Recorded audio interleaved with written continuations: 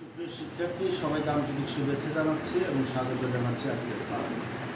আমি কথা বলছিলাম নবম দশম শ্রেণীর বাংলা দ্বিতীয় পত্রে বাংলা ভাষার শব্দ সম্ভার বা শব্দ ভাণ্ডার, এটির উপরে আমি প্রথম পর্বে ক্লাস নিয়েছি।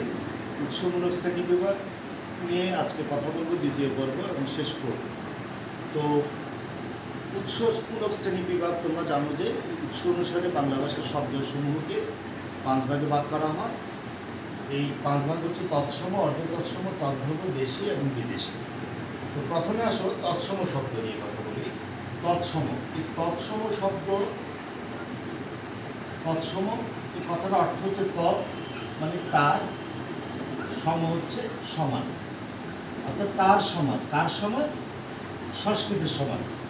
সংস্কৃতের সমান তার বলতে তার হচ্ছে সংস্কৃত, অর্থাৎ যে শব্দগুলো আমরা জানি বাংলা ভাষার পথ পরিক্রমায় অনেক শব্দ কিন্তু বিবর্তিত হয়ে হয়ে বাংলায় এসেছে, কিছু নিয়ম মেনে যুগের সাথে তাল মিলিয়ে শতাব্দীর পর শতাব্দী ধরে নানান পরিবর্তনের মাধ্যমে বাংলায় অনেকগুলো শব্দ এসেছে। কিন্তু এই শব্দগুলো শতাব্দীর পর শতাব্দী অক্ষয় থেকেছে, অটল থেকেছে, কোনো ধরনের পরিবর্তন হয়নি, হুবহু সংস্কৃত থেকে বাংলায় এসেছে। এই জাতীয় শব্দগুলোকে আমরা বলি তৎসম শব্দ।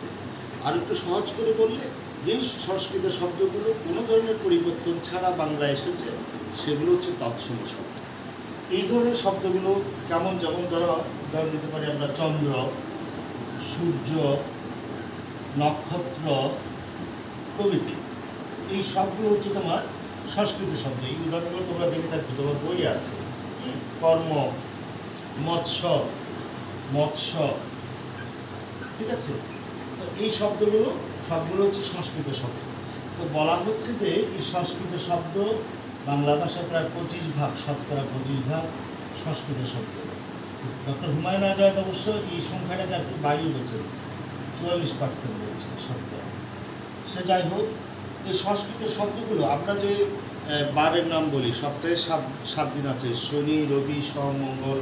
সপ্তাহের বারগুলো শনিবার, রবিবার, সোমবার, মঙ্গলবার, বুধবার, বৃহস্পতিবার, শুক্রবার, সবগুলো কিন্তু সংস্কৃত শব্দ।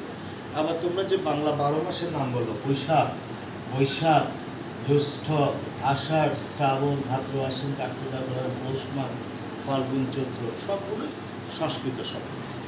এই শব্দগুলো চেনার কিছু অবশ্য আছে, নিয়ম আছে বা বোঝা যায়। যেমন ঋকার থাকে, ঋকার যুক্ত, যেমন আমি বললাম তৃণ, মৃগ, ঋকার আছে, হ্যাঁ, ঋকার থাকবে, ঋকার থাকে। তারপর ধরো রেফ থাকে, রেফ, কর্ম, ধর্ম, ঠিক আছে, প্রভৃতি। তারপরে ধরো এই যে আমরা জানি মূর্ধন্য ন, মূর্ধন্য স, সংস্কৃত শব্দে মূর্ধন্য ব্যবহার হয়। যেমন আমি বললাম মরণ, ঠিক আছে, কারণ, ঠিক আছে, মূর্ধন্য শব্দ আছে। যেমন মনে করো মানুষ, পরীক্ষা বললাম, পরীক্ষা, এই পরীক্ষা, এর মধ্যে কি আছে? এই বর্ণের মধ্যে মূর্ধন্য স। তাহলে মূর্ধন্য স্বর। তারপরে ফলাও থাকতে পারে, হ্যাঁ। যেমন মনে করো অম্ল, অম্ল, আমি বললাম অম্ল, লফলা, অম্ল। ব্যাঘ্র, ঠিক আছে, সমন্বয়, সমন্বয় বললাম, মৎস্য বললাম, মৎস্য, জফলা, এই যে জফলা। তো এই ঋকার, রেফ, মূর্ধন্য স, ফলা এগুলো থাকবে, ঠিক আছে। তাহলে তৎসম শব্দটা কি? তৎসম শব্দ হচ্ছে কি সংস্কৃত যেই শব্দগুলো অবিকৃত অবস্থায় বাংলায় এসেছে এবং এখনও ব্যবহৃত হচ্ছে, সেই শব্দগুলোকে আমরা বলি সংস্কৃত শব্দ। এরপরে দেখো অর্ধ তৎসম শব্দ। যেমন অর্ধ মানে অর্ধেক, অর্ধেক, তৎসম মানে তার সমান, অর্ধেক সংস্কৃত, অর্ধেক সংস্কৃত, অর্ধেক সংস্কৃত, অর্থাৎ যে শব্দগুলো, যে সংস্কৃত শব্দগুলো খানিকটা পরিবর্তন হয়ে, খানিকটা কিছুটা পরিবর্তন হয়ে বাংলায় এসেছে, সেই শব্দগুলোকে আমরা বলছি অর্ধ তৎসম শব্দ। যেমন গিন্নি, আমরা একটা শব্দ দেখো, গিন্নি, গিন্নি। এই গিন্নি কথাটা কোথেকে এসেছে? গিন্নি এসেছে সংস্কৃত গৃহিণী থেকে। গৃহিণী থেকে, সংস্কৃত গৃহিণী থেকে এসেছে গিন্নি। এই গিন্নিটা হচ্ছে অর্ধ তৎসম। তারপরে দেখো, যেমন মনে করো শ্রাদ্ধ। এই শ্রাদ্ধ কথাটা কোথেকে এসেছে? শ্রাদ্ধ এসেছে শ্রাদ্ধ থেকে, সংস্কৃত শ্রাদ্ধ থেকে শ্রাদ্ধ। এটি হচ্ছে তোমার অর্ধ তৎসম। তারপরে বৈষ্ণব। বৈষ্ণব, বৈষ্ণব এটা এসেছে বৈষ্ণব থেকে, সংস্কৃত বৈষ্ণব থেকে। নেমন্তন্ন, আমি যদি বলবো নেমন্তন্ন, নেমন্তন্ন এসেছে নিমন্ত্রণ থেকে। নিমন্ত্রণ, নিমন্ত্রণ থেকে এসেছে নেমন্তন্ন। হ্যাঁ, ক্যাষ্ট, কৃষ্ণ থেকে এসেছে ক্যাষ্ট। কৃষ্ণ থেকে এসেছে ক্যাষ্ট। রাত্রির, রাত্রির এসেছে রাত্রি থেকে। ঠিক আছে? এভাবে বেশ কিছু শব্দ কিন্তু সংস্কৃত থেকে খানিকটা পরিবর্তন হয়ে কিছুটা পরিবর্তন হয়ে খানিকটা পরিবর্তন হয়ে বাংলায় এসেছে। এই জাতীয় শব্দগুলোকে আমি বলছি সংস্কৃত থেকে যেই শব্দগুলো খানিকটা পরিবর্তন হয়ে বাংলায় এসেছে সেটাকে আমি বলছি অর্ধ তৎসম শব্দ। এবং এটা এই মানে কিছুটা রুগ্নভাবে মানে রোগাভাবে বাংলায় এসেছে। রোগাভাবে যেহেতু এসেছে, এটা যেহেতু সুস্থ সবল শব্দ নয়, এটি মার্জিত পরিবেশে ব্যয়মানান। ভদ্র এবং মার্জিত পরিবেশে ব্যয়মানান বলতে এটা মৌখিক ভাষা হিসাবে আমরা এই শব্দগুলো ব্যবহার করে থাকি। আচ্ছা, এরপরে আসো এই তদ্ভব শব্দটার অর্থ কী? তদ্ভব, দেখো তদ্ভব এই কথাটা হচ্ছে তার থেকে উৎপন্ন। তদ যোগ ভব, তৎ মানে তার থেকে ভব মানে উৎপন্ন, তার থেকে উৎপন্ন। তার থেকে উৎপন্ন বলছে সংস্কৃত থেকে উৎপন্ন। তার থেকে উৎপন্ন মানে সংস্কৃত থেকে, সংস্কৃত থেকে উৎপন্ন।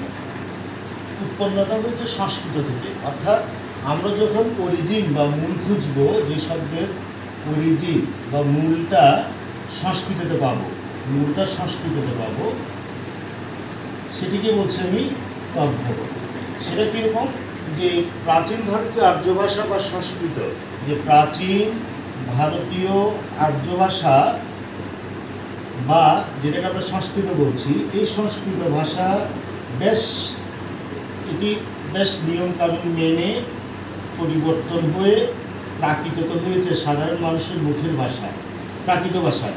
প্রাকৃত থেকে আরও পরিবর্তন হয়ে যখন বাংলা এসেছে, তখন সেটাকে আমরা বলছি তদ্ভব শব্দ। তদ্ভব শব্দ, এই কারণে তদ্ভব শব্দটাকে খাঁটি বাংলা শব্দ বলা হয়। খাঁটি বাংলা শব্দ বলা হয়। এটাকে আমরা নেটিভ ওয়ার্ডস, খাঁটি বাংলা শব্দগুলো আমরা বলি। এবং প্রায় 67% বলা হচ্ছে, 67% হচ্ছে কিন্তু আমার এই তদ্ভব শব্দ বাংলা ভাষার। আমরা যে শব্দগুলো ব্যবহার করি তার প্রায় 67% হচ্ছে তদ্ভব শব্দ, বা এগুলো নেটিভ ওয়ার্ডস বা খাঁটি বাংলা শব্দ হিসেবে পরিচিত। এখন দেখো, আমি বোর্ডে কয়েকটা শব্দ লিখে রেখেছি। যেমন সংস্কৃততে এটি হচ্ছে চন্দ্র, প্রাকৃততে হয়েছে পরিবর্তন হয়ে চন্দ্র, এবং এরপরে আরও পরিবর্তন হয়ে এসেছে শব্দটা চাঁদ। এই চাঁদটা হচ্ছে তদ্ভব শব্দ, বা এটাকে আমি দেশি শব্দ বলছি। ঠিক আছে? ঠিক একইভাবে মৎস্য থেকে মাছ, মৎস্য থেকে মৎস্য থেকে মাছ। অবিধবা থেকে অবিহবা থেকে এও। দুগ্ধ থেকে দুধ। বংশী থেকে বাঁশি। হস্ত থেকে হাত, হস্ত প্রাকৃততে হস্ত থেকে হাত। চর্মকার চামার। ঘৃত থেকে ঘি, এটি হচ্ছে তদ্ভব। মাথা থেকে মা হচ্ছে প্রাকৃত, এটি তদ্ভব। আর দুটো শব্দ দেখো, খল্প থেকে খল্ল থেকে খাল। এই খল্পটা কিন্তু এটি কিন্তু সংস্কৃত শব্দে খল্প, কিন্তু এটা মূল শব্দটা কিন্তু ছিল কাল। এটা তামিল ভাষার শব্দ। তামিল ভাষার শব্দ কাল থেকে এসেছে, সংস্কৃতিতে খল্প। তাহলে আমরা লক্ষ্য করলাম এই পর্যন্ত যে শব্দগুলো আমরা দেখলাম, এগুলোর অরিজিন বা মূলটা পাচ্ছে সংস্কৃত থেকে। কিন্তু শুধুমাত্র যে সংস্কৃত থেকে পরিবর্তনের প্রাকৃতের মাধ্যমে পরিবর্তন হয়ে আরও পরিবর্তন হয়ে যে বাংলা এসেছে, সেগুলোই শুধু তদ্ভব এমনটি নয়।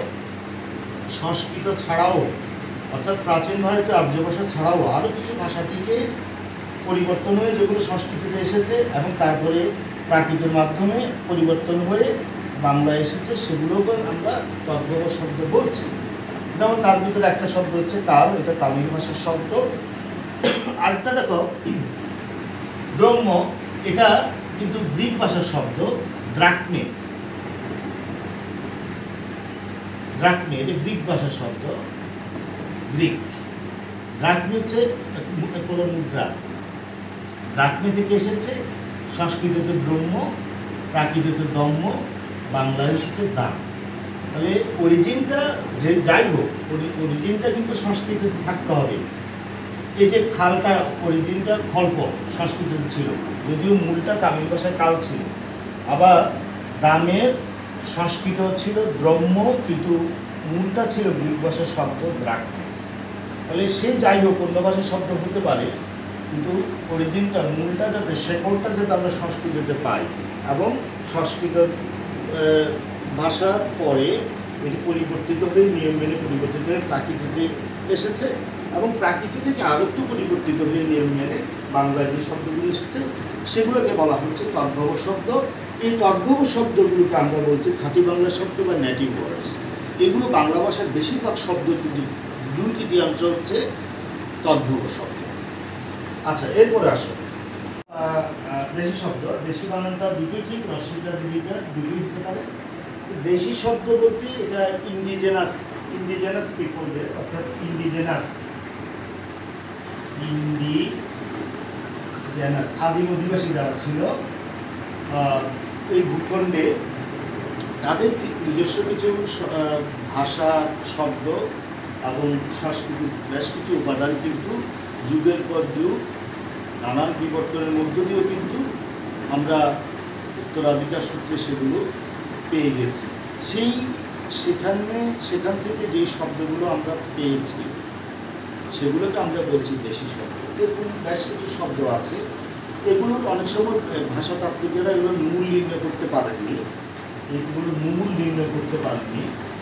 মূল নির্ণয় করা যায়নি। কিন্তু কোন ভাষার শব্দ সেটা অনেক সময় বলা গেছে।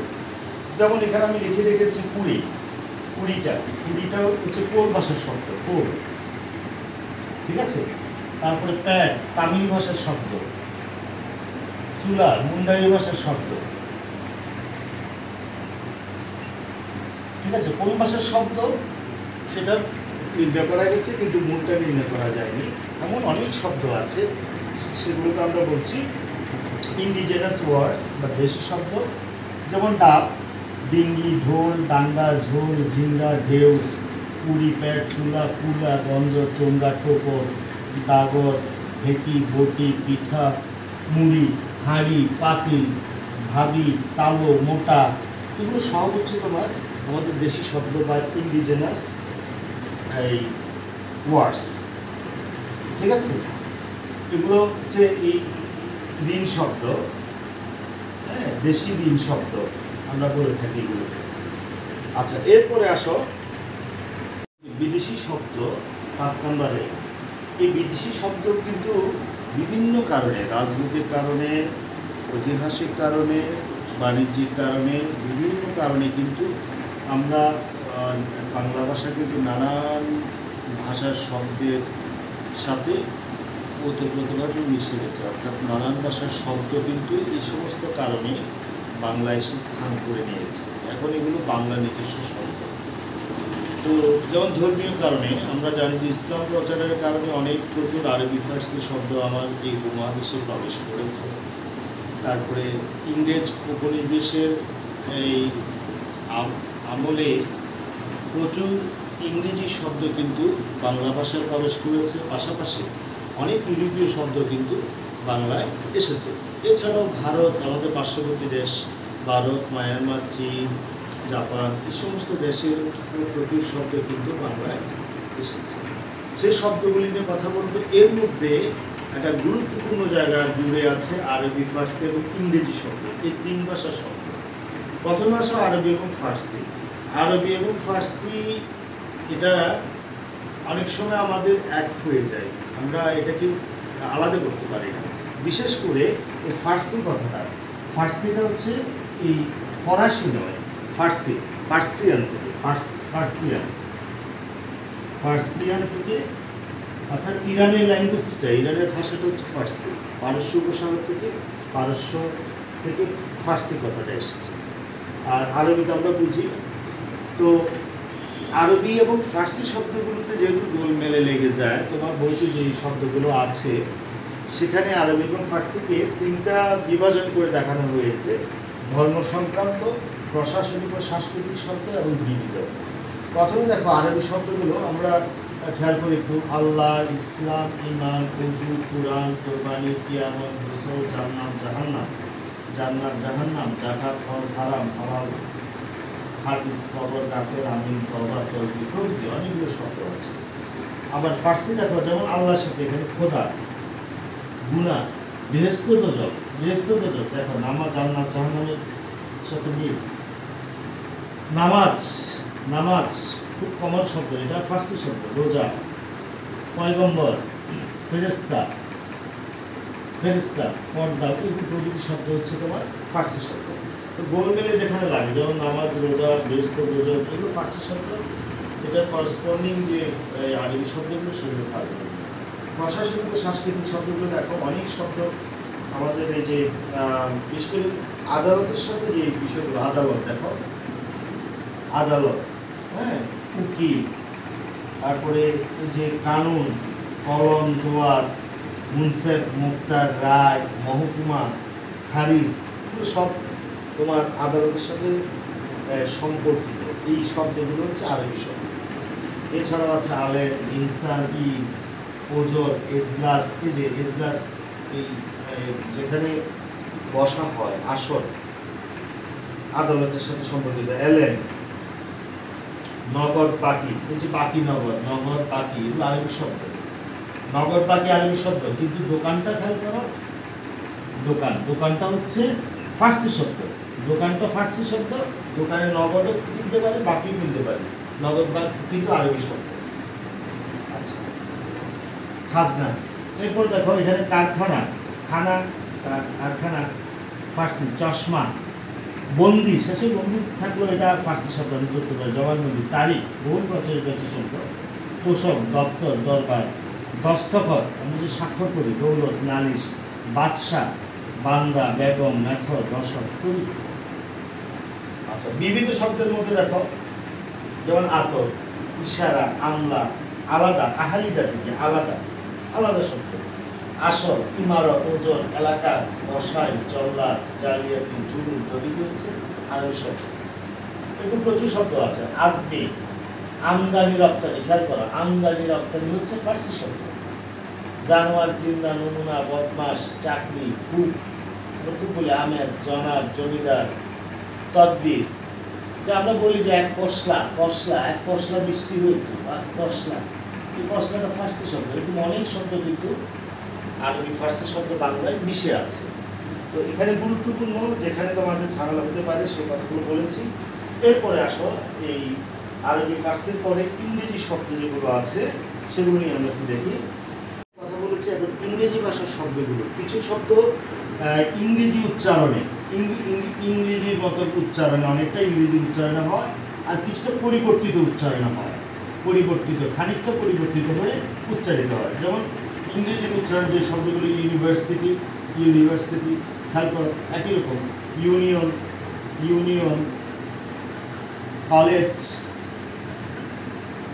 Tin, novel, note, powder, pencil, bag, football, master, library, vote, cup, এগুলো অনেকটা ইংরেজি উচ্চারণে হয় যেরকম আছে এই শব্দগুলো। আবার কিছুটা পরিবর্তিত, যেমন এই যে আফিমকে আফিম বলছি আমরা, আফিমকে আফিম, অফিস, অফিসকে স্কুল, স্কুল আদি সরাগম হয়েছে রাশি। বক্সকে বাক্স বলছি, হসপিটালকে হাসপাতাল বলছি, বোতলকে বোতল বলছি, ডক্টরকে ডাক্তার বলছি, টেবিলকে টেবিল বলছি, ল্যান্টার্নকে লণ্ঠন বলছি। তো এই কিছুটা পরিবর্তিত, অর্থাৎ কিছুটা পরিবর্তিত উচ্চারণে আর কিছুটা অনেকটা ইংরেজির উচ্চারণে, ইংরেজি অনেক শব্দ কিন্তু বাংলায় এসেছে। তো এরপরে দেখো অন্যান্য যে ইউরোপীয় শব্দগুলো আছে সেগুলো নিয়ে কথা বলি। বিদেশি শব্দের মধ্যে আমরা যে আরবি, ফার্সি এবং ইংরেজি কথা বলেছি। অন্যান্য যে ইউরোপীয় ভাষার শব্দগুলো এসেছে সেগুলো এবং অন্যান্য ভাষার শব্দগুলো যেগুলো তোমার বলতে আলোচনা করা হয়েছে সেই তালিকাটা এখানে তুলে ধরছি। যেমন দেখো পর্তুগিজের অনেক শব্দ, আনারস, আলপিন, আলমারি, গির্জা, গুদাম, চাবি, পাউরুটি, পাত্রি, বালতি, বালতি, জানালা, বারান্দা, স্ত্রী, প্যারেক, বোতাম, ক্যাদারা। এই যে ক্যাদারা আমরা বাংলা শব্দ বলি, কিন্তু ক্যাদারা পর্তুগিজ শব্দ, প্যাপে এবং প্রভৃতি শব্দগুলো হচ্ছে পর্তুগিজ। ফরাসি দেখো, ফরাসি related to France, France, France, France থেকে ফ্রেঞ্চ, ঠিক আছে, ফ্রেঞ্চ ফরাসি শব্দ। ফার্সি নয়, ফার্সি হচ্ছে দিকে, ফার্সি হচ্ছে ইরানের শব্দ আর ফরাসি হচ্ছে ফ্রান্সের শব্দ। কার্তুজ, কুপন, ডিপো, রেস্তোরাঁ। ওলন্দাজ বা ডাচ, নেদারল্যান্ড, হল্যান্ডের ডাচ, ডাচ, ওলন্দাজ। এই যে তাসের সাথে রিলেটেড, স্থাপন, টেক্কা, তুলু, হর্তন, রুতন, এই যে তাস খেলার সাথে যে সম্পর্কিত যে কথাগুলো সেগুলো এসেছে ওলন্দাজ, ওলন্দাজ বা যে ডাচ। তো তাস খেলা, এই তাস কিন্তু এটা কিন্তু আমার আরবি শব্দ, তাস কিন্তু আরবি শব্দ। এরপর দেখো গুজরাটি, গুজরাটি দেখো হরতাল, খদ্দর, পাঞ্জাবি, চাহিদা, শিখ। তুর্কির মধ্যে দেখো, তুর্কি অনেক শব্দ আছে, চাকর, চাকু, তো দারোগা, দারোগা, খেয়াল করেছো, চাকর। বাবা, যে বাবাটা কিন্তু তুর্কি শব্দ। মাটা কিন্তু আমরা দেখেছি, মাতা থেকে মা, মাতা হচ্ছে সংস্কৃত, মা হচ্ছে তদ্ভব। দাদা, বাবুর্চি, কোরমা, বন্ধু, এগুলো হচ্ছে তুর্কি শব্দ। চীনা, চা, চিনি, সাম্পাল, লিচু, লুচি, এগুলো চীনা শব্দ। মায়ানমার, ফুঙ্গি, লুঙ্গি, মায়ানমার বা বর্মী শব্দ। জাপানি যেমন রিক্সা, হারিকিরি, বোকা, সুনামি, এগুলো হচ্ছে জাপানি শব্দ। তো আমরা এছাড়াও কিন্তু তোমার এই কিছু মিশ্র শব্দের কথা তোমার বইতে আলোচনা করা হয়েছে। মিশ্র শব্দ, মিশ্র শব্দ বাংলার সাথে, যেমন মনে করো হাট বাজার, আমি বললাম যে হাট বাজার, ঠিক আছে। হাট হচ্ছে দেশি শব্দ, বাজার হচ্ছে ফার্সি শব্দ। পকেট মার, পকেট হচ্ছে ইংরেজি শব্দ, মার হচ্ছে বাংলা শব্দ, ইংরেজি প্লাস বাংলা। চৌহদ্দি, চৌ প্লাস হদ্দি, ফার্সি আর আরবি। এভাবে তোমার কিছু মিশ্র শব্দ দেওয়া আছে। আর অন্য শব্দগুলোর কথা, পারিভাষিক শব্দের কথা আমি আগে আলোচনা করেছি। এটাকে যদি আমি উৎস অনুসারে বাংলা ভাষার শব্দ সম্ভার, এটাকে যদি আমি 5 ভাগটাকে যদি সংক্ষেপে এভাবে লিখতে পারি যে তদ্ভব, দেখো খেয়াল করো, তদ্ভব, তৎসম এবং অর্ধ তৎসম, এই তিনটে মিলিয়ে কিন্তু বাংলা ভাষার শরীরটা, মূল শরীর, ঠিক আছে। তদ্ভব শব্দ বা নেটিভ ওয়ার্ডসগুলো কিন্তু 67% শতকরা। তারপর তৎসম বা যেটাকে আমরা পুরো ঋণ শব্দ বলছি 25% শতকরা। দেশিটা ইন্ডিজেনাস লোক বা আদিবাসী ঋণ শব্দ, তারপরে বিদেশিটা ফরেন লোক, বিদেশি ঋণ শব্দ এবং অর্ধ তৎসম শব্দ, এই তিনটা মিলিয়ে হচ্ছে 70-8 ভাগ। এই মোট 100 ভাগ বাংলা ভাষার শব্দ সম্পর্কে আমরা যদি সংক্ষিপ্ত একটা চার্টে প্রকাশ করি তাহলে এই তথ্যটা এখানে উপস্থাপন করতে পারি। তো আজকের আলোচনা এই পর্যন্ত। সবাইকে আবার অসংখ্য ধন্যবাদ জানিয়ে আমার আলোচনা এখানে শেষ করছি।